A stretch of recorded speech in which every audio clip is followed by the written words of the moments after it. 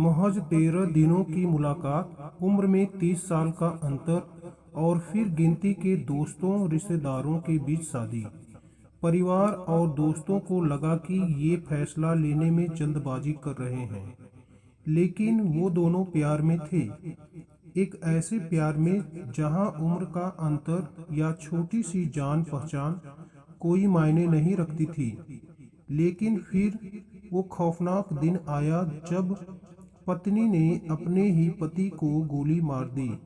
किसी ने नहीं सोचा था कि इस प्रेम कहानी का ऐसा भयानक अंजाम होगा।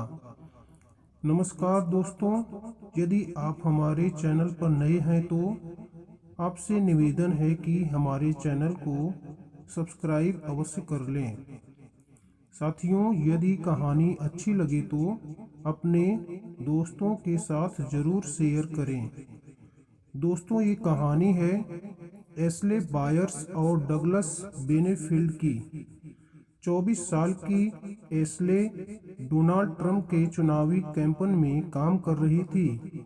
इससे पहले एस्ले एक डांसर और मॉडल रह चुकी थी। यहाँ उनकी मुलाकात डगलस से हुई।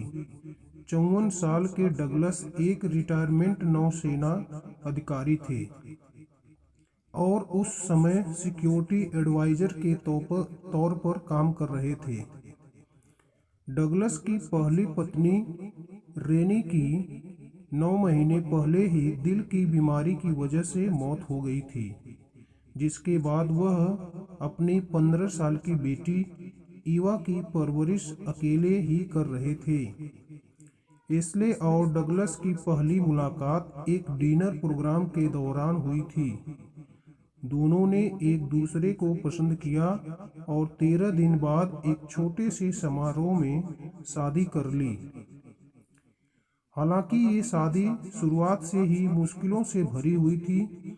ईवा को अपने से केवल 9 साल बड़ी नई सौतेली मां के साथ तालमेल बिठाने में दिक्कतें आ रही थी। इस बात को लेकर कई बार उसकी अपने पिता से भी बहस हो जाती थी। धीरे धीरे वक्त आगे बढ़ता गया और पति पत्नी ने बच्चा पैदा करने के बारे में सोचना शुरू कर दिया। एस्ले का सपना एक बैले कंपनी बनाने का था और डगलस ने इस काम में उसकी मदद की। दोनों ने अमेरिकन नेशनल बैले की शुरुआत की, लेकिन यह 1 साल के अंदर ही बंद हो गया। उसी साल एस्ले गर्भवती हुई और उसने डगलस को बताया कि उसे बहुत उबकाई आ रही है, इसलिए वह अपनी मां के पास रहने के लिए चली गई। 1 महीने बाद जब डगलस घर पर नहीं था तो एस्ले अपनी मां के साथ वहां आई और अपना सारा सामान पैक कर लिया। उसने डगलस के लिए एक नोट छोड़ा जिसमें लिखा था कि उसका बर्ताव उसे डरा रहा है और वह उससे दोबारा संपर्क न करे। ऐसा लग रहा था कि एस्ले अब डगलस से कोई रिश्ता नहीं रखना चाहती थी। उसने डगलस के खिलाफ पुलिस में शिकायत भी दर्ज करा दी थी। एस्ले ने शिकायत में डगलस पर अपनी पहली पत्नी को जहर देने का भी आरोप लगाया, जबकि मेडिकल रिकॉर्ड में उसकी मौत का कारण दिल की बीमारी बताया गया था। एस्ले ने अस्पताल में एक बच्ची को जन्म दिया। डगलस को इस बच्ची के बारे में उस वक्त पता चला जब एस्ले ने उसे अपनी बेटी से दूर रखने के लिए कोर्ट में याचिका दाखिल की। याचिका में डगलस पर एस्ले को जहर देने की कोशिश करने का आरोप लगाया गया था, लेकिन एक जज ने इन दावों को खारिज कर दिया। जब बच्ची 6 महीने की हुई तो डगलस को संयुक्त तौर पर उससे मिलने की अनुमति मिल गई और दोनों के बीच कुछ हद तक सुलह हो गई। हालांकि कुछ वक्त बाद ही एस्ले ने डगलस पर फिर से दुर्व्यवहार के आरोप लगा दिए, लेकिन जांच में वह बेकसूर पाया गया। 2020 की गर्मियों में दोनों फिर से साथ आ गए और डगलस ने ऐलान किया कि वह मैरीलैंड जा रहा है, जहां एस्ले अपनी मां के साथ रह रही थी, और एक वैन किराए पर ली। उन्होंने दिन भर एस्ले को सामान पैक करने में मदद की। इस दौरान एस्ले की मां उसकी बेटी को पार्क में घुमाने के लिए ले गई। उसी दिन शाम के तकरीबन 7 बजे का वक्त रहा होगा जब पड़ोसियों ने गोलियों की आवाज़ सुनी और घबराकर इमरजेंसी नंबर 911 पर फ़ोन कर दिया। पड़ोसियों ने बताया कि एस्ले हाथ में बंदूक लेकर बाहर निकली और कहा कि डगलस ने उस पर हमला किया है, इसलिए उसने उसे गोली मार दी। जब पुलिस पहुंची तो डगलस बेडरूम के फर्श पर पड़ा था। उसके पैर और बाह में गोली लगी थी, एक गोली छाती में भी लगी थी। उन्हें तुरंत अस्पताल ले जाया गया, लेकिन 1 घंटे बाद ही उनकी मौत हो गई।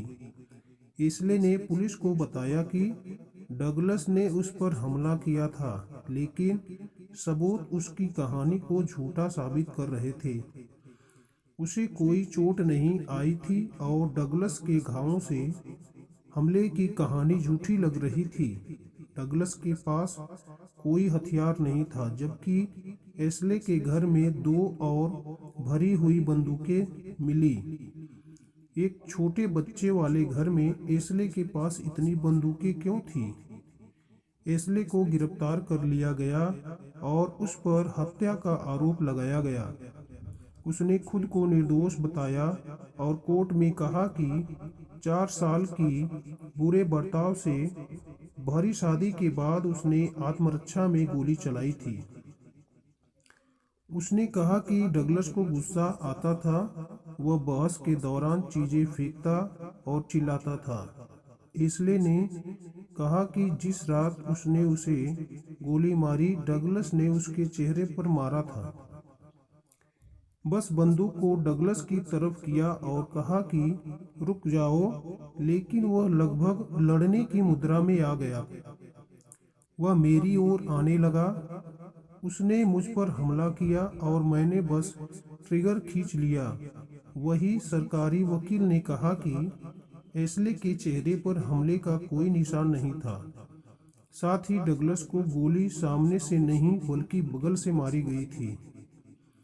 वकील ने कहा कि एस्ले चाहती थी कि डगलस मर जाए ताकि उसे अपनी बेटी की पूरी कस्टडी मिल जाए। उन्होंने कहा कि दुर्व्यवहार का आरोप झूठा था।